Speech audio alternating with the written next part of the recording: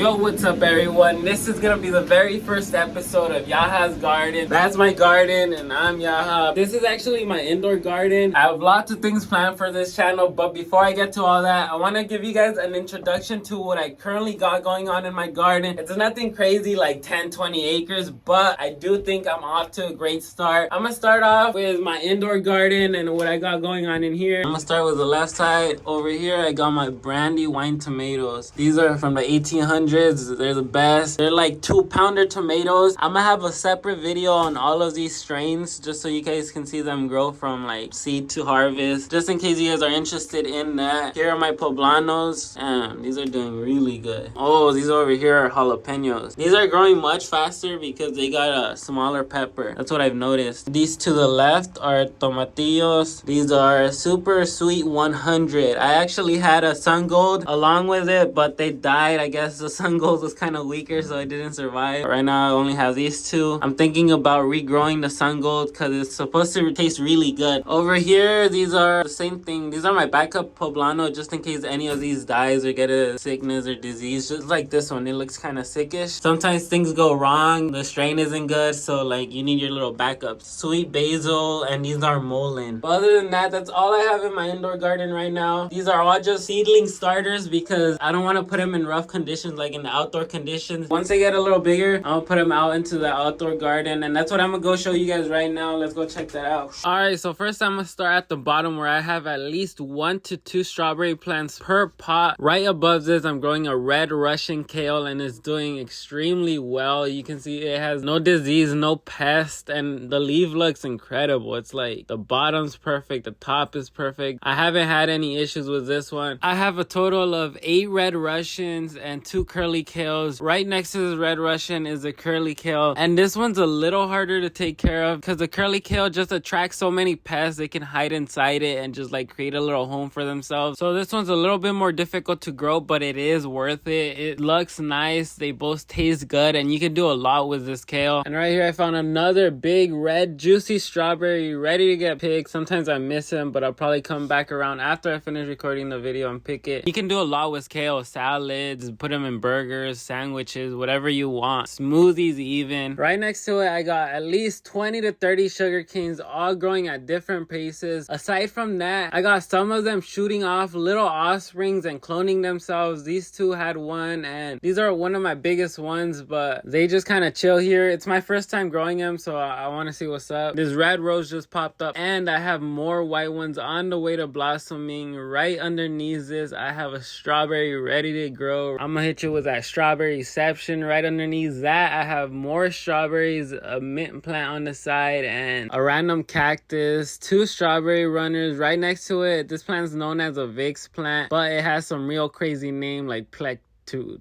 do something. I don't know. I'll have the name underneath if you want to go ahead and try saying it. Right on top I got this strawberry runner that I abandoned, that I haven't transplanted to another pot, but it's doing really well. You see that strawberry is fire. I can make a commercial with that shit.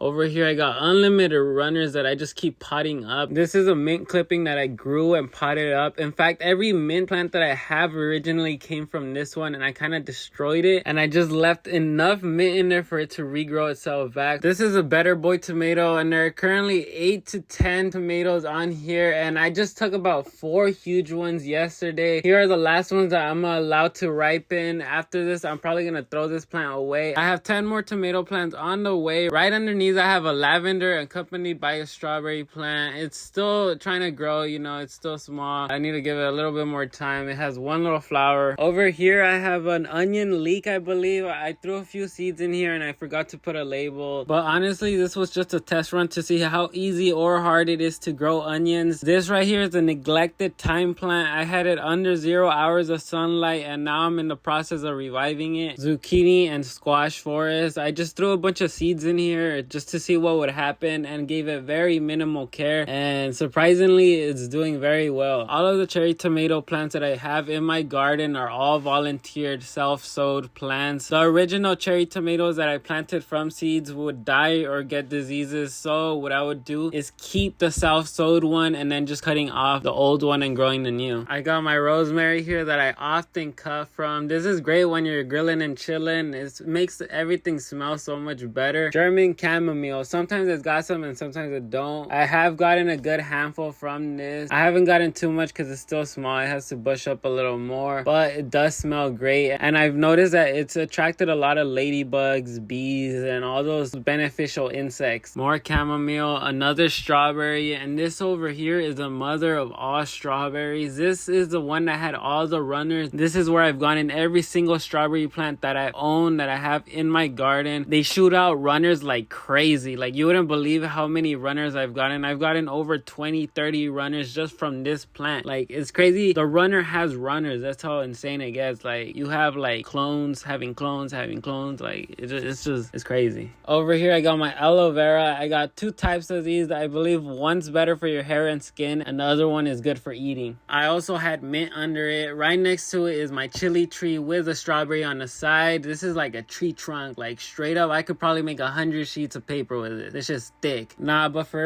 real, I did a really good job on this pepper plant. I'm proud of myself. And honestly, I get about 30 peppers every day. I've never counted it, but I know there's easily 500 plus peppers on this tree. They're just ripening little by little at different times. So today I'll get 30 and then tomorrow 30 more will ripen. But that's not even the craziest part. The crazier part is that this was an accident. This was a mistake. I forgot to wear a condom and bah! 9 months later, a pepper tree pops up. I'm just kidding. No, but for real, I didn't plant this, and my best guess is that a wild pedestrian was walking by, or alien. They were either eating it and just threw the scraps away in my yard and it landed in a pot, or they dropped it by accident. Over here, I have another volunteer self-sowed cherry tomato bush, vine. It kind of went everywhere and got out of control. In the same pot, I had a blueberry plant, but it low-key got stunted. And just looking at the tomato plant, I can easily tell that it stole all the nutrients from the blueberry. After my second batch of tomato comes in, I'm gonna cut this plant off and start trying to revive my blueberry plant again. I didn't really mind it because this plant produced hundreds of cherry tomatoes. The ones you see right now on the plant just ripened. I actually harvested yesterday. I got a huge bowl.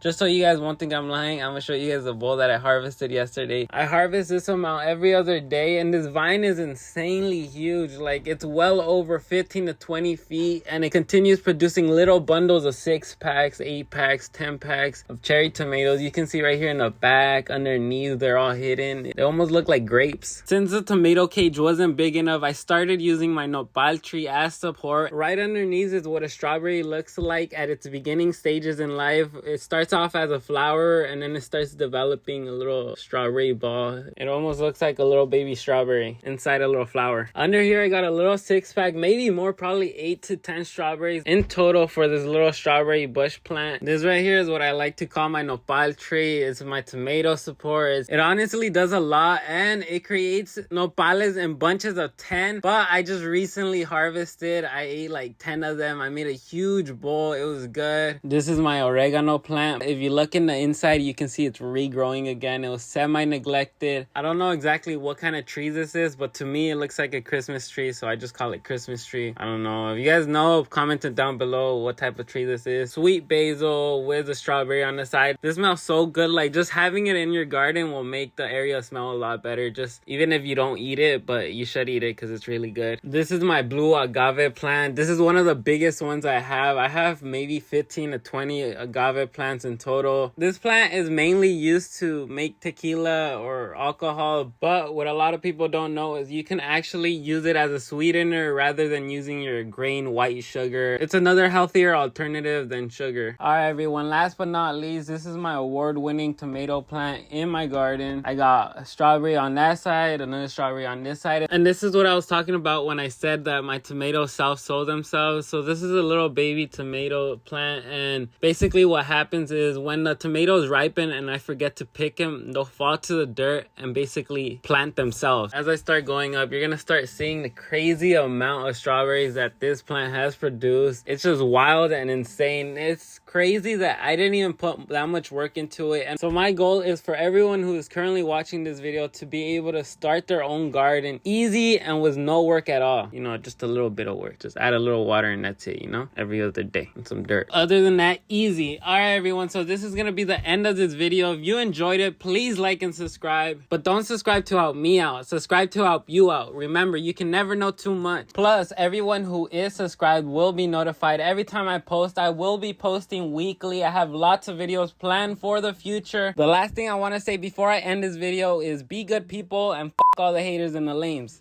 Peace.